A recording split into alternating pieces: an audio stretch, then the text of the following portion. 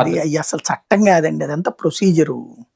ఉమ్, అయ్యి ఇప్పుడు ఏ శాసనసభ స్పీకరు ఆ ప్రభుత్వము వాళ్ళు తీసుకునే నిర్ణయాలు వేటికి అయ్యాయి.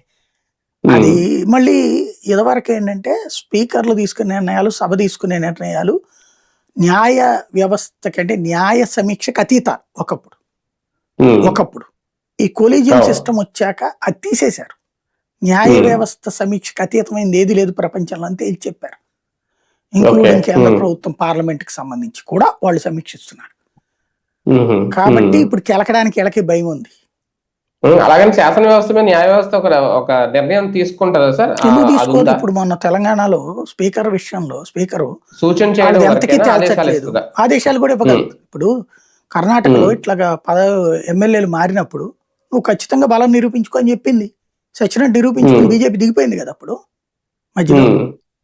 అట్లాగే మహారాష్ట్రలో ఏకనాథ్ షిండే చీల్చుకెళ్ళినప్పుడు దాని మీద పెద్ద ఇది నడిచింది.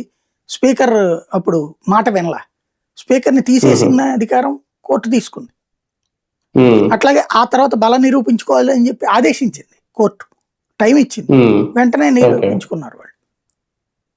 కాబట్టి కోర్టులు జోక్యం చేసుకుంటాయి. కొంతమంది అనర్హత వేటు 1000 మంది కూడా కర్ణాటకలో చాలా మంది అనర్హత వేటు వేసింది, కోర్టే ఆదేశాలు ఇచ్చింది, సచ్చినట్టు వేయాల్సి వచ్చింది స్పీకర్.